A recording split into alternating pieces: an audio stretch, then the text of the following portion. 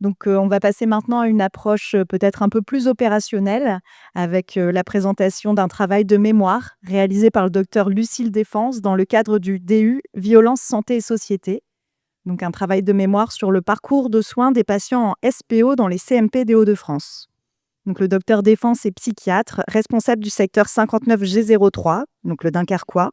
Et donc dans ce contexte, elle intervient en intra-hospitalier, en CMP, en équipe mobile, sur les urgences, mais également ponctuellement sur la maison d'arrêt de Dunkerque.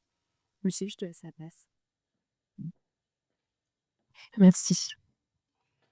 Bonjour à tous. Donc, effectivement, je suis le docteur Défense, psychiatre à Dunkerque depuis, un peu plus d'une dizaine d'années maintenant et exerçant en psychiatrie publique, générale, de secteur, on est confronté aux soins, pénalement ordonnés, notamment dans les CMP. Et à l'occasion d'un DU l'an dernier, j'ai voulu réfléchir un petit peu et voir un peu comment faisaient mes confrères dans les autres CMP des Hauts-de-France, parce que j'étais pas très satisfaite de ce qui se faisait dans mon CMP. Voilà, d'où ce mémoire et puis bon, bah, ça colle pas mal au thème de la journée donc et puis merci à Thomas d'avoir, été mon directeur de mémoire aussi. Le contexte, bah, finalement, on en a parlé depuis le début de la matinée, hein, des les soins pénalement ordonnés, hein, un dispositif où la justice, ordonne une prise en charge thérapeutique à des auteurs d'infractions. Les 3 types de mesures, effectivement, on en a parlé juste avant. Hem Finalement, de ce que j'ai compris moi de mon travail de recherche, c'est que la justice a comme objectif principal de prévenir la récidive, de favoriser la réinsertion sociale avec quand même un postulat, me semble-t-il, derrière ça, qu'un trouble mental au sens large, a pu contribuer à la, réalisation d'un acte délictueux. Et puis nous, du côté soignant, on est un peu en difficulté puisqu'on est avec un principe, médical du consentement, ce qui crée un paradoxe, une incompréhension, 2 visions différentes, mais à mon sens qui peuvent, se réunir autour d'un et même patient. Les CMP. Alors le CMP, c'est un acteur clé du dispositif, hein, ce que disait le docteur Séguré et finalement pourquoi c'est un acteur clé? Au centre du secteur de psychiatrie donc, un bassin de population d'environ 70 000 habitants, des soins gratuits, une pluridisciplinarité et finalement des missions, outre le fait de soigner, la maladie mentale, c'est de, maintenir les patients dans leur environnement tout en prodiguant les soins adaptés et favoriser l'insertion sociale et l'autonomie. Qui rejoint quand même un petit peu à certains moments le, comment dire? Le souhait, du monde judiciaire. Donc pourquoi ce sujet? J'en ai un petit peu parlé, un sentiment d'insatisfaction avec quand même pendant 10 ans, la question assez récurrente de qu'est-ce que je fais là, finalement, face à ce patient? Il est pas forcément en demande, j'y connais rien. Je fais son attestation, je réponds à une logique et c'est voilà, c'est le droit du patient, hein, on est dans le service public. Mais voilà, à quoi ça sert, en fait? Pendant le DU, violence, santé, société à Amiens, super DU franchement, génial. La première semaine, on était finalement plongés dans le monde, des acteurs de la justice avec intervention, du procureur, du juge d'application des peines, du juge d'instruction, du CPIP, du SPIP, directeur même, de l'ASE, tout ça, avec une demi-journée aussi au tribunal où on a vu, des audiences de violences intrafamiliales et effectivement les sentences ou les jugements d'obligation de soins tombaient. Il y a eu 8 affaires sur l'après-midi, 8 obligations de soins. Voilà, ça a été assez, marquant. Et donc finalement quand même je me suis quand même rendu compte que les attentes de la justice étaient pas forcément, comment dire? C'était déjà on n'y répondait pas, mais surtout on se mettait une pression, je pense, qui avait pas forcément lieu d'être, que ce soit en termes de responsabilité, en termes de suivi, en termes personnel qui va voir effectivement le patient, le psychiatre, l'évaluation, la dangerosité, enfin et hem et donc j'ai souhaité voir un peu comment faisaient mes collègues. Pas beaucoup de données dans la littérature sur l'organisation en tant que telle des soins pénalement ordonnés dans les CMP, d'où le sujet. une enquête qui s'est fait assez rapidement parce que j'étais à la bourre. Un questionnaire qui a été envoyé, au CMP de la région de la région Hauts-de-France. Je me suis servie de l'annuaire de la Fédération de recherche en santé mentale. D'ailleurs, si je pouvais dire quelque chose, si un jour on pouvait avoir les mails, parce qu'il a fallu appeler tous les CMP pour obtenir l'adresse mail, c'était vraiment long. Mais bon, qui sait? Voilà, un questionnaire envoyé, par mail donc au secrétariat des CMP à l'attention des responsables de secteur ou des cadres de santé ou en tout cas d'un personnel soignant du CMP qui était concerné par le sujet. Ce questionnaire portait sur, l'organisation des soins de manière générale, les pratiques, les difficultés rencontrées, les besoins identifiés. Taux de participation, donc on a eu 39 CMP qui ont répondu, soit un peu moins d'1 sur 2. Je me suis assez vite rendu compte qu'il y a des CMP qui mettaient en place, des parcours de soins un peu spécifiques. En tout cas, c'est pas exactement les mêmes prises en charge que le patient lambda et donc on a voulu faire une analyse comparative sur ces 2 parcours de soins. Les résultats, le premier qui m'a un peu déstabilisée, mais qui est finalement intéressant, c'est qu'en fait, tous les CMP ne prennent pas en charge les soins pénalement ordonnés. 4 CMP sur les 39 qui ont répondu, annonçaient clairement qu'ils ne refusaient les soins pénalement ordonnés. Alors, on creusait, hein, dans l'enquête un peu le motif. Sur 3 des 4 CMP, c'était un refus des professionnels. 1 sur 4 indiquait qu'ils réorientaient vers une structure dédiée du département. Voilà.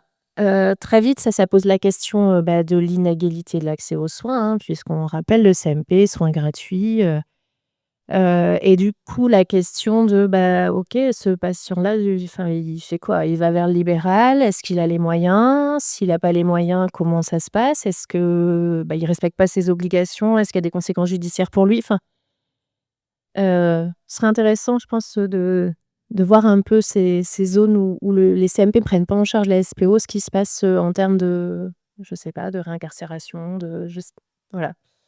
Mais, voilà, c'était un premier résultat, auquel je ne m'attendais pas. Je pensais qu'on était obligés, dans le service public, d'accueillir donc, hem et autre chose, 13 CMP sur les 35 qui prennent en charge les patients SPO, ont finalement développé un parcours de soins spécifique. Alors ce que j'appelle parcours de soins spécifique, c'est tout bêtement à partir du moment où le patient, il est pas pris en charge exactement comme un patient tout voulant.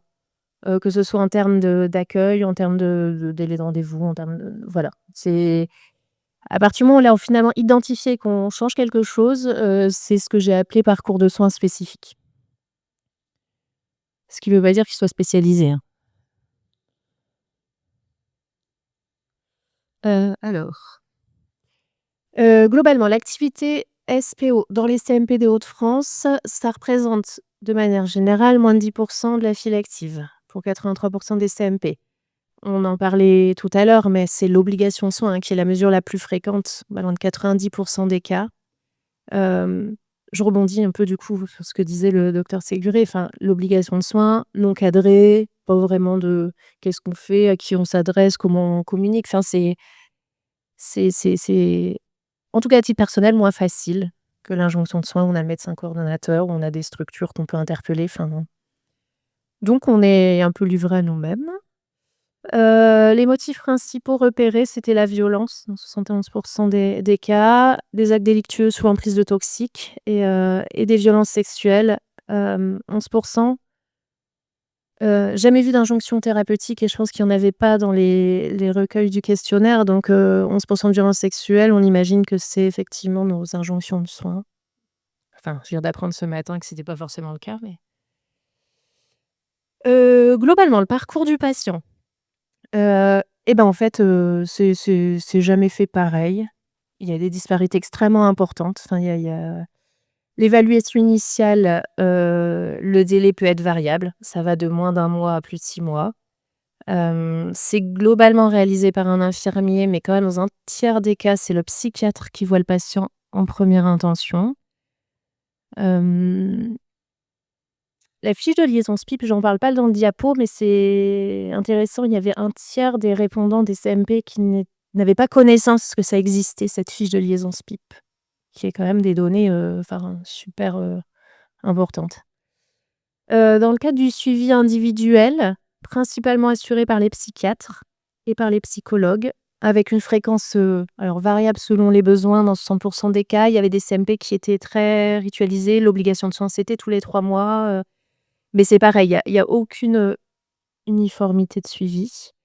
L'accès au groupe thérapeutique, au CATTP, 14 des CMP proposaient vraiment des groupes spécifiques pour les SPO, mais donc avec vraiment des groupes fermés où voilà, c'était spécifique.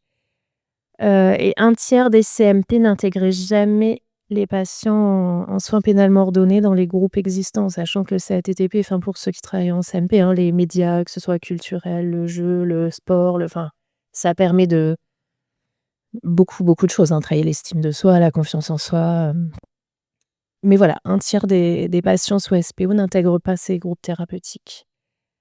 La seule, le seul moment de la prise en charge qui est finalement assez semblable dans tous les CMP, c'est que la fin du suivi, c'est la fin de l'obligation judiciaire. Ça pour 94 des répondants. Alors, donc voilà, c'est le critère premier mis en avant par les répondants sur ce qui fait arrêter le suivi. Il y avait aussi quand même en 2e, réponse, le manque d'investissement du patient dans les soins. Mais, très, très peu, enfin c'est même une infime partie, les soignants s'autorisent à un moment à soit arrêter, soit on attend, bêtement.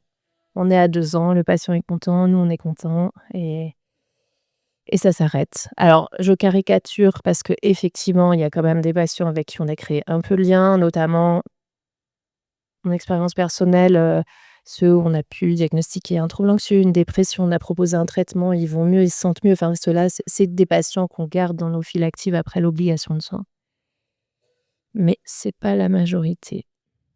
Hem, dans l'analyse comparative avec les CMP, qui proposaient un parcours de soins spécifique, alors on pouvait moi en tout cas, j'imaginais qu'en identifiant un peu cette population, on allait leur proposer des soins un peu plus qualitatifs. Bah non.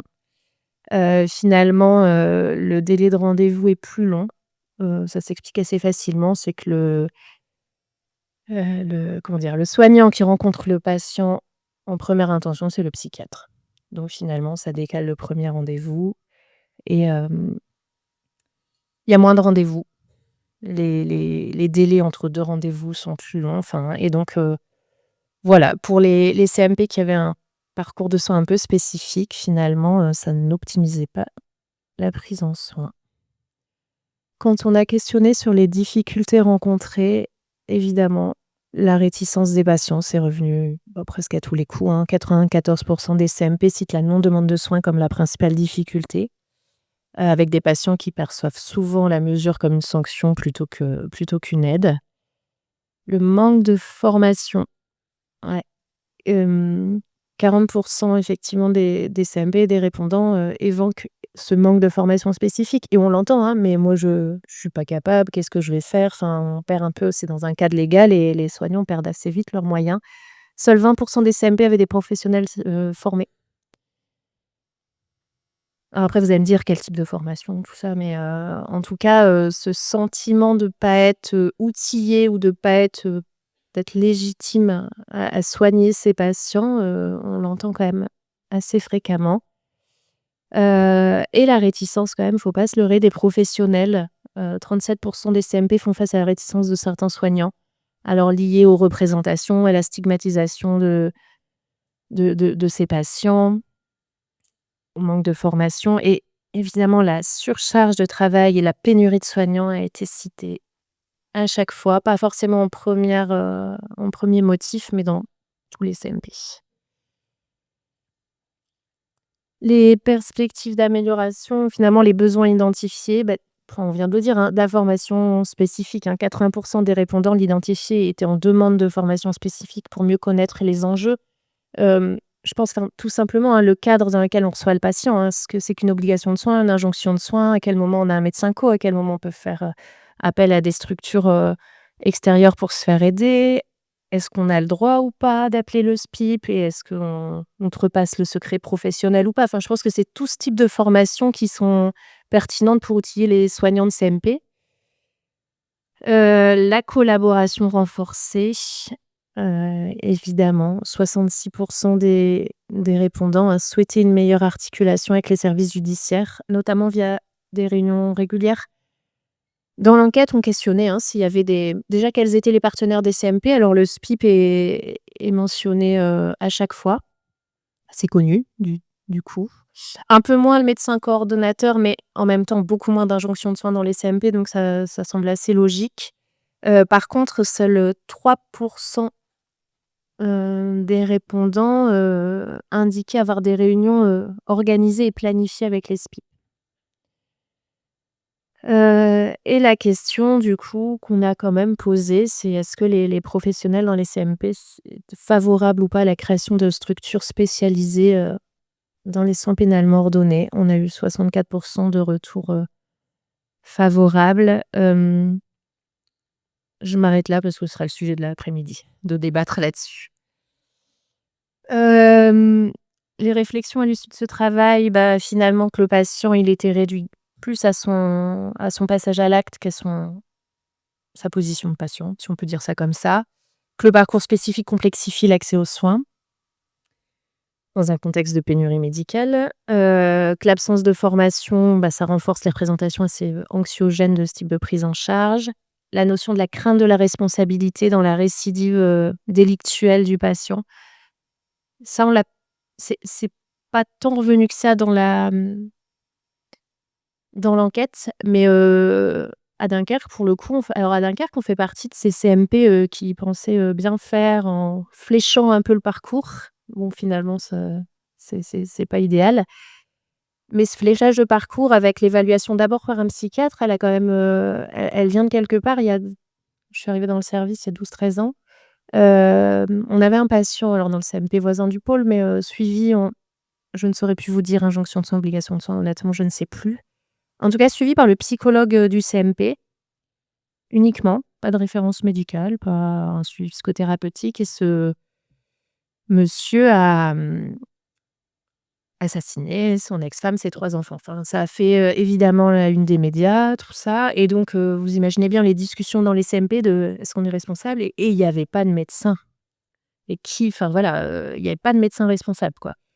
Et du coup, c'est suite à ça et pour finalement apaiser un peu, de ce que j'en ai compris à l'époque, les équipes, que la référence médicale, elle est venue apaiser ça. Parce que, un peu par habitude dans le système de soins, celui qui va porter la responsabilité, c'est quand même souvent le médecin. Donc voilà, d'où vient aussi ces parcours de soins un peu fléchés avec le psychiatre en première ligne. Hem, voilà, qu'on s'autorise pas à arrêter le suivi avant la fin de l'obligation légale. Et finalement, je me suis posé la question de: «Mais c'est qui ces patients? C'est quoi le profil clinique?» Bah, de ce que moi j'en ai compris, mais c'est que finalement, notre patient en obligation de soins, pour moi, c'est le patient tout venant. Je veux dire, c'est globalement le trouble du lien, c'est les adversités dans l'enfance, c'est une mauvaise régulation émotionnelle, plus ou moins compliquée d'un trouble anxio-dépressif, des troubles addictifs, mais en fait, c'est 80 de nos files actives de CMP, à l'heure actuelle, en 2026. Donc j'ai envie de dire, c'est quand même du patient lambda. Enfin, c'est ce qu'on connaît, c'est ce qu'on sait faire et c'est le savoir-faire des CMP. Avec du coup 2 difficultés, et ce qui, à mon sens, sont un peu les freins, enfin l'incompréhension. Un cadre légal spécifique qu'on ne connaît pas, qu'on ne maîtrise pas et je pense qui finalement, va plus insécuriser le soignant qu'autre chose. Et puis l'absence de demande de soins telle qu'on la conçoit, habituellement dans notre travail. Les leviers, bah, finalement dans le cas des CMP, enfin, ils ont répondu à la question les besoins et du coup les leviers, c'est pour moi la formation, heu, du cadre légal déjà, peut-être un peu en entretien motivationnel quand même dans la question de la non-demande. Pourquoi pas de la clinique du passage à l'acte aussi pour les plus intéressés, et des rencontres partenariales. Et de la formation sur le secret professionnel aussi, je pense. Ça pourrait être, utile d'outiller les services là-dessus. Suite à ça, on a quand même changé les choses du coup chez nous. Enfin, on innove, hein, là, en 2026, hein. Heu, on y a mis des bon, je vais faire directement ça. En gros, on s'est dit: «OK, c'est, de la enfin, sûrement de la pathologie du lien, du patient tout venant» et alors, à l'époque, OK, il mettait 4 mois pour voir le psychiatre, il y avait l'évaluation. J'ai presque envie de dire s'il avait un trouble dépressif, un truc, il était prêt à prendre un traitement, il allait être suivi de façon beaucoup plus régulière pendant l'instauration du traitement. Sinon, bah, des besoins psychothérapeutiques, vous êtes d'accord? Ouais, enfin, de toute façon, je suis obligée. Il était mis sur liste d'attente avec les psychologues. On rallonge 9 mois ou 10 mois de délai d'attente. On a passé déjà la première année de l'obligation de soins et voilà et il faut refaire un lien avec un nouveau professionnel. Le médecin, il le voyait quand même 2-3 fois la première année parce qu'il est en obligation de soins et qu'il faut bien le voir et ça s'arrêtait là. Pour peu qu'il y avait un lien qui se créait avec le médecin, ensuite on changeait, ça passait au psychologue et sinon, oui, il adhérait pas du tout. Donc en fait, on a, positionné un professionnel du service, un IPA qui est friand de ces questions-là et qui était OK pour faire ce travail-là. Donc finalement maintenant, notre infirmier en pratique avancée, reçoit les patients, assez vite, en tout cas plus vite que les rendez-vous psychiatres, hein. Et vraiment il a comme, mission, il travaille le lien, l'accroche, la demande de soins, en tout cas des rendez-vous récurrents assez «rapprochés» entre guillemets, pour vraiment essayer de créer ce lien, ce lieu sécure, enfin un endroit où le patient il va pouvoir, enlever petit à petit toutes ces carapaces et se poser peut-être dans des soins. Il y a l'évaluation d'un psychiatre qui intervient à un moment. Hem, il y a pas de temps prédéfini, hein, finalement, en fait, le patient demande, il y a la fiche de liaison SPIP, il a son rendez-vous IPA, il a son rendez-vous médical, mais ça commence du coup avant le rendez-vous médical. Et pourquoi aussi en infirmière pratique avancée? C'est que dans leur fiche de poste, il y a tout ce travail après de coordination et de lien partenaire et en fait, ça va être l'enjeu de développer en 2026, bientôt, ce travail peut-être avec les SPIP, les partenaires, de voir bon, c'est pas encore fait, hein, mais c'est l'objectif et aussi de nous permettre de, bah, peut-être d'arrêter à un moment plus vite le suivi qu'au bout de 2 ans parce qu'on a donné les moyens, enfin, on a créé au moins les conditions pour que le patient il pour qu'émerge une demande, un besoin, qu'on ait une vraie, analyse ou évaluation de la situation et du coup, je pense que c'est aussi plus simple à un moment de dire au SPIP: «Bah, en fait, j'arrête». Jusque-là, nous enfin, on le faisait pas, mais il y avait une sorte de gêne. OK, on le fait pas, on l'a vu 2 fois en 8 mois, on lui a proposé 2 fois un quart d'heure, enfin, de où on va se permettre de dire qu'il a pas besoin? L'idée derrière ce parcours-là, c'est ça, c'est de créer les conditions de la demande et après, de pouvoir aussi se permettre d'arrêter les soins aussi à certains moments avant ou en tout cas de renvoyer vers le SPIP qui lui a aussi comme, rôle, hein, de créer la demande et tout ça et peut-être de faire plus d'allers-retours, mais pas de s'enquister dans un suivi qui a pas beaucoup de sens, hormis l'attestation. Et avec l'objectif après, bah, d'un suivi classique en CMP ou d'un arrêt de suivi un peu en collégialité ou en tout cas en discussion quand même avec les partenaires. Voilà, bah, merci de votre attention.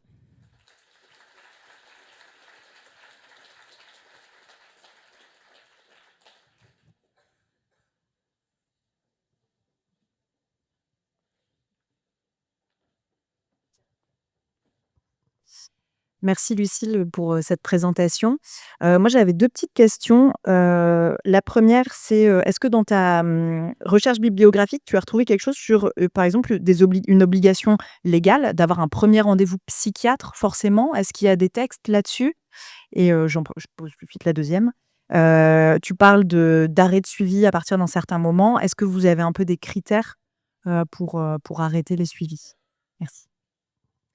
Merci. Non, non, non, mais en fait, enfin, alors j'ai peut-être pas bien cherché, hein, mais pour moi, l'obligation de soins, c'est creux. C'est quand même, pardon, mais un fourre-tout.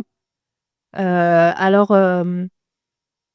je pense qu'elle a du sens, mais effectivement, à la différence de l'injonction, il y a quand même une expertise psychiatrique, il y a quand même du sens donné. Enfin, faut aller voir quand même les enfin, au tribunal, enfin, ça s'enchaîne, enfin, tous les quarts d'heure, il y a de la violence intrafamiliale, hop, hop, machin, OK, vous avez oh, bah, vous aurez besoin d'aller voir un psy. Oui, oui, d'accord, hop, obligation de soins. Enfin, il faut voir comment c'est fait. Je pense qu'effectivement, c'est des personnes, enfin, faut pas se leurrer, hein, pour la majorité, ils ont quand même, une vie pas simple. Pour moi, je suis convaincue qu'on est dans le psychotrauma, quasiment. Je fais des généralités, mais à coup sûr. Enfin, donc oui, il y a de la souffrance, oui, il y a de la dysrégulation émotionnelle, oui, il y aura besoin de soins, mais il y a surtout besoin à mon sens, d'un lieu un peu sécure. Je ne sais plus pourquoi je dis ça. Donc non, pas d'obligation psychiatre. En tout cas, j'ai pas trouvé. J'ai que l'expérience de Dunkerque où c'était pas le cas il y a 15 ans.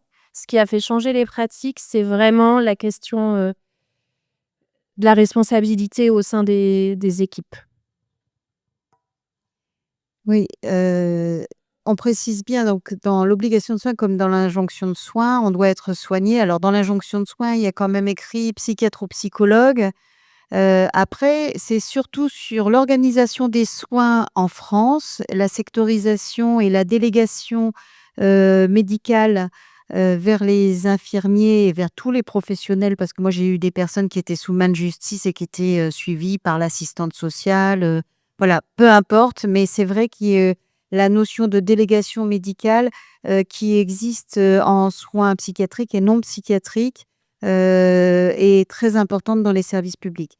Donc en fait, il y a pas d'obligation que ce soit un psychiatre qui le suive, mais c'est toujours dans le service public, c'est toujours par délégation médicale que se font les soins. Quant à l'arrêt du traitement, je suis très heureuse de voir qu'il y a cette réflexion qui est poussée, qui est une fois qu'on a évalué, on a non seulement évalué les besoins de soins, mais la possibilité en temps réel de faire des soins chez ce monsieur ou chez cette dame, la disponibilité psychique, moi je dis toujours, hein, aller faire des soins psychothérapeutiques de haute volée quand on n'a même pas les pommes de terre pour manger sur la table, c'est pas la peine. Donc voilà, s'arrêter et dire aux soignants, aux CPIP et aux magistraux, «On s'arrête», n'est pas quelque chose qui enfin, c'est pas écrit dans la loi, mais c'est pas écrit l'inverse dans la loi non plus.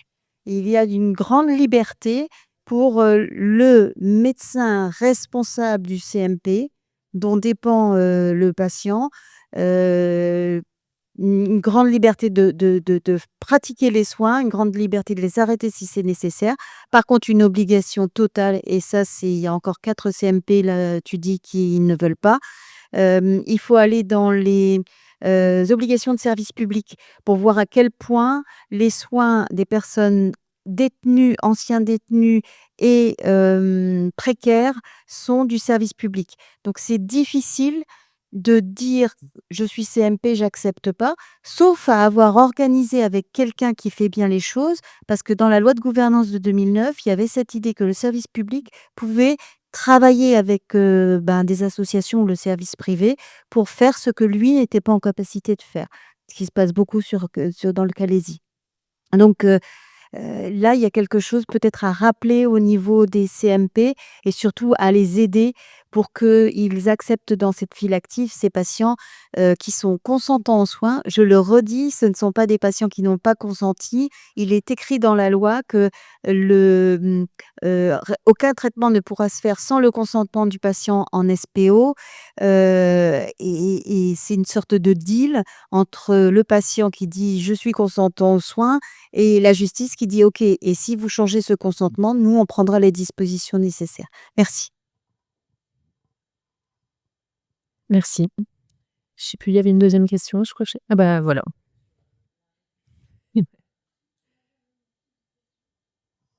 Vous en levier, vous avez indiqué, que enfin, j'en ai vu 2 principaux, la formation des professionnels. Donc j'ai noté 20 de personnes formées et 80 qui sont en demande. Est-ce que le programme de formation, puisqu'il en existe un aujourd'hui, n'est pas suffisant, n'est pas accessible? C'est quoi le sujet ou ne correspond pas à la demande? Est-ce que vous savez un peu, dire c'était quoi le fond de la problématique? Non, non, non, je saurais pas dire. Par contre, il faut pas se leurrer. Les budgets formation, ils sont polaires maintenant. Il y a les priorités de pôle. Un pôle de psychiatrie, ça traite plein de problématiques. La problématique du SPO en CMP, c'est moins de 10 de la file active. Je sais pas. Je me pose là cette question-là peut-être. L'argent. Là, pour être précise. Et la disponibilité des professionnels parce qu'effectivement, à partir du moment où on est sous tension, il y a une permanence de soins continue à assurer à l'hôpital et ça primera toujours sur tout le reste. Mmh. Et sur le deuxième levier, le dialogue avec les acteurs du judiciaire. Est-ce que, au sein du PTSM, c'est quelque chose qui pourrait être envisagé ou ça existe déjà? Parce qu'il y a des groupes parfois, santé-justice dans les PTSM. C'est qu'est-ce qu'il faudrait pour, quelle est la demande de partage d'informations, quoi? Est-ce que vous savez ça dans votre recueil, c'est ressorti ou s'il faut creuser? C'est à creuser. Hem, Maintenant pareil, si ce que je sais, c'est ce qui se passe finalement dans mon CMP, il y a cette notion, les, notamment en santé mentale, en psychiatrie, enfin les synthèses, les trucs, les partenaires, c'est un truc dont on a l'habitude. Je pense que vraiment la question du partenariat avec la justice arrive, ce petit truc du: «Qu'est-ce que j'ai le droit de dire? Qu'est-ce que j'ai» encore plus qu'avec un autre partenaire, on est face à la justice, hein. Enfin, et donc je pense que c'est cette crainte-là, mais encore une fois, par manque de connaissances, de formation, de soignants, hein, et de turnover aussi de soignants dans les services. Donc, on a l'impression d'avoir fait tout un travail effectivement assez de fond, de formation, d'information. Puis en fait, faut constamment tout recommencer. Mais, hem, je pense que de ce que j'ai compris, enfin, dans le cas des personnes que j'ai rencontrées, je pense que le monde de la justice est assez demandeur de collaborer, je pense. Le monde de la santé aussi, mais on trouve pas enfin, effectivement, quoi, quand, comment, PTSM, pourquoi pas, après il faut que ça reste très chaque CMP, on voyait, hein, il y a des disparités, enfin, personne ne fait pareil, hein, ça aussi finalement, comme il y a pas de l'injonction de soins, il y a le guide de l'injonction de soins avec, l'attendu du médecin, l'attendu il y a un guide qui a été fait, qui est très bien fait. L'obligation de soins, non, donc on fait tous, comme on peut, mais Docteur André, est-ce qu'on pourra faire un guide de l'obligation de soins, s'il vous plaît? Merci. L'URSSAF est au cœur de les missions de l'URSSAF sont au cœur des 2 demandes et des 2 leviers, c'est-à-dire la formation. Alors je sais qu'elles sont très pleines nos formations, mais les formations in situ, peuvent être encore déployées, surtout, en service adulte. Je parle au docteur André dans mon dos, hein, il faut vraiment, que vous fassiez, le travail d'animation de réseau. À une époque, il y avait des réunions santé-justice, directement à l'ARS et de ce fait-là, après de se dérouler d'une des choses il faut que ça commence par, aussi ces grosses réunions. C'était des grosses bâtées en santé-justice, très, très importantes avec des gens très, très, très, très, très importants. N'empêche que ça nous donnait un petit peu la possibilité de venir, se connaître les uns les autres. Voilà, et je le redis, Axel, il un guide pour l'obligation de soins. J'y ai jamais pensé, donc là, maintenant, à vous les jeunes. merci.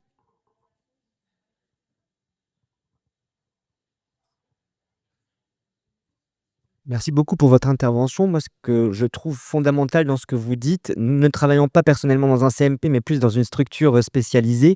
Je trouve qu'on ne peut pas être bon soignant s'il n'y a pas tout ce travail simultané et concomitant de lien avec les différents partenaires.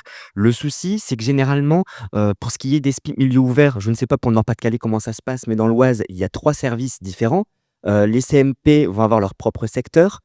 C'est vrai que il y a à la fois la méconnaissance, mais aussi, un besoin habituel de, faire du lien et moi, je me rends compte qu'à partir du moment où les CMP essayent de solliciter ma structure et quand on fait le lien avec la justice ou les SPIP et bien, depuis, on se rend compte que, les fins de prise en charge, peuvent se faire avant la fin de l'obligation de soins. À partir du moment où c'est argumenté, à partir du moment où c'est cadré et en effet, je pense qu'il y a beaucoup de représentation, chez nous, concernant la personne sous main de justice, mais aussi beaucoup de méconnaissance dans un temps et une réalité contrainte où on n'a ni les moyens ni le temps, de pouvoir se poser. Oui. Alors ah oui, ça y est, je vous voyais pas. Ouais, ouais, effectivement. Alors, dans l'Oise, Alors, enfin, moi, j'ai fait le DU à Amiens, donc effectivement, j'ai eu connaissance de réunions de partenariat, qui me semblaient, mais je j'ai pas la vision sur enfin, sur le Nord, hein, mais en tout cas qui me semblaient plus avancées, plus développées avec des réunions trimestrielles où il y a le JAP, où il y a le SPIP, où il y a enfin, donc effectivement, c'est intéressant. Alors, ce qui est un peu dommage, c'est que, bah, l'Oise n'a pas forcément répondu à l'enquête. On a eu que trois CMP, je crois, ou 2. Donc, effectivement, ça pêche un peu là dans les résultats et puis de toute façon l'échantillon est assez faible, le taux enfin, c'était un premier état des lieux mais effectivement des réunions, un peu organisées, quand même assez alors effectivement, il y a le grande réunion au départ parce que ça vient de là, enfin, faut pas se leurrer mais après, le terrain, il y a de telles disparités que je pense qu'il faut aussi pouvoir, faire un peu du sur mesure en fonction du territoire ouais. Mmh. J'ai entendu la danse. Mmh. Merci beaucoup. Merci. On aura encore le temps en fin de matinée pour quelques questions, hein, donc si vous en avez, gardez-les précieusement. Là, je vous propose une petite pause de 10 minutes. Allez, comme ça, je sais que vous prendrez 15 et puis, on reprend pour la table ronde vers 11h05. Ça vous va?